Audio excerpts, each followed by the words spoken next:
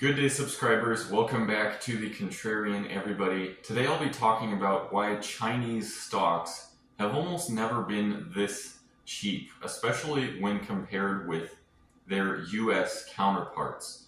The difference between the valuations of, for example, the NASDAQ and the Shanghai Composite is pretty extreme. For example, the current PE multiple of Alibaba is 13.6.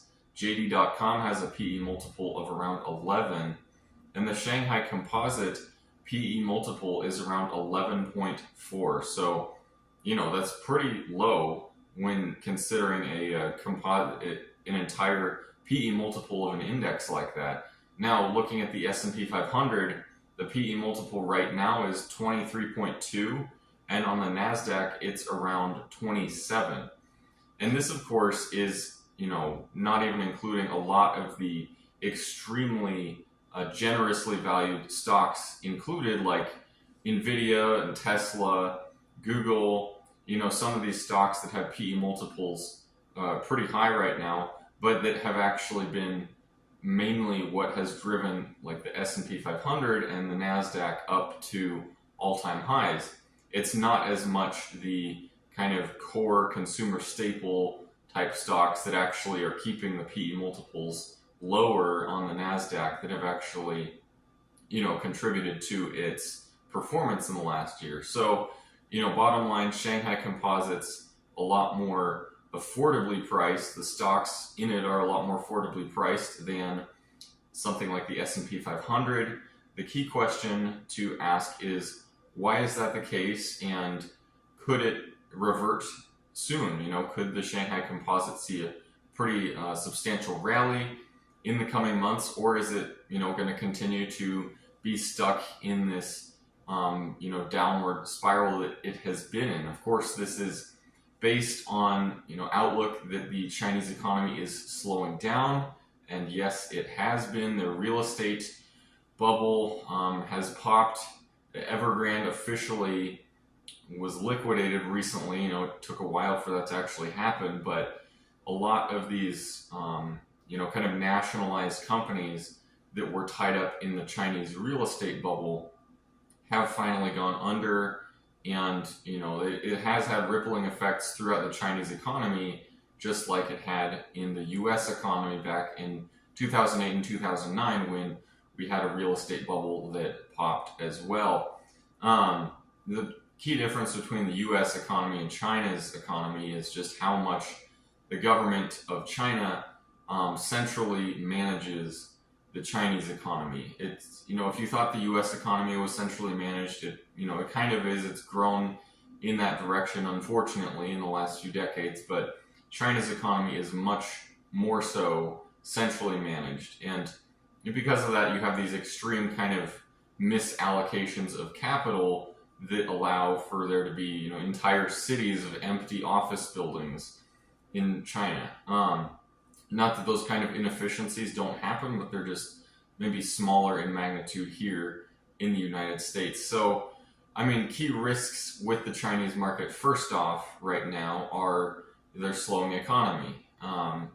Is there much of a demographic outlook for China as well? That's kind of an area in which China could be much better is just their demographics. People are aging there, of course, because of their one-child policy. There's just not that many up-and-coming young millennial or Gen Z type of age people. It tends to be an inverted demographic pyramid for China, and other Western countries have similar problems. The US tends to not have as much of that issue just because of immigration here in the United States. But demographics are also not going in China's favor long term. Of course, something like a actual conflict with Taiwan would be a major risk for Chinese stocks right now. That would definitely tend to scare away Western investors, which is kind of the whole key for a return of capital to China would be Western investors returning there, just seeing the extreme undervaluations there.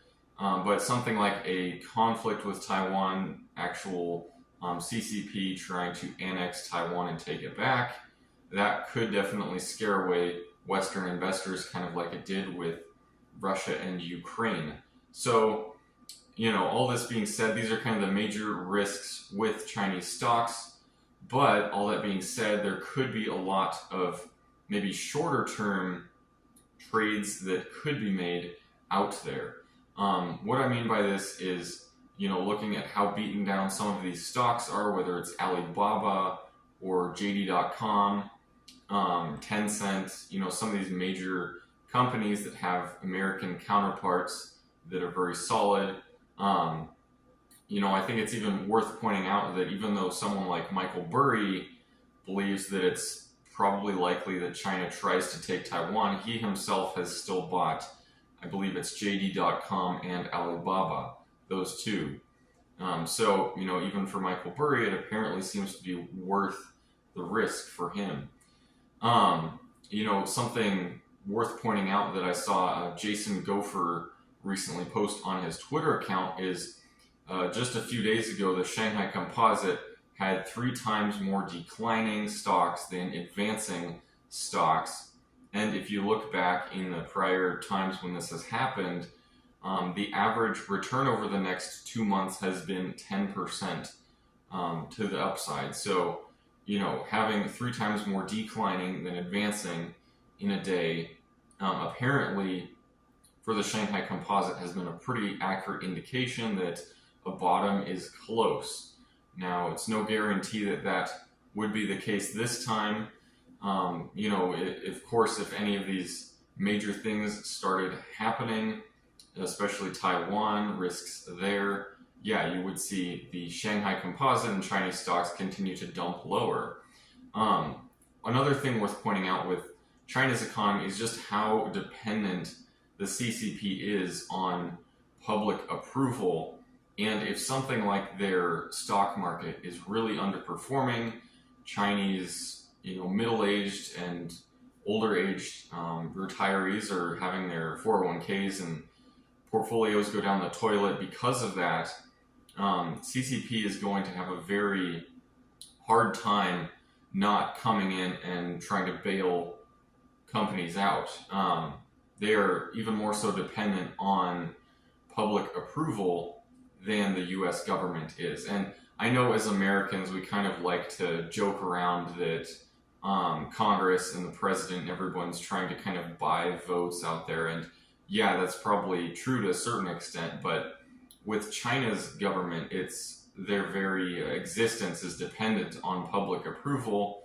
A dictatorial type of government like that, if you were to reach a breaking point where the entire economy is breaking, if they were not to come in and bail companies out again, and the real estate crash were to have rippling effects throughout the economy, you could see an actual revolution type of event in China. It could reach a breaking point like that. And that might not be a bad thing for the Chinese people, but the CCP has it in their interest to not have that happen. So it's very easy in my mind to see how they will come in and bail everybody out. I don't know, when that is, or, how far along they are towards a change in their monetary policy. I mean, they are actually further in front of Western central banks in terms of going back to a QE type of policy, but, as in terms of how far they actually go in that direction, it's a little unclear yet. But all this being said, I really wanted to make this video just covering how cheaply Chinese stocks are priced right now. I myself do have 2 Chinese stocks in my portfolios right now. I have NIO, a electric car manufacturer in China, and I have Alibaba. So those 2 are my 2 Chinese stocks holdings. What you end up doing is completely up to you, but I wanted to make this video just covering how cheaply Chinese stocks are right now compared to, everything else out there, of which there seem to be many overvalued stocks in the US stock market that just continue to rip higher.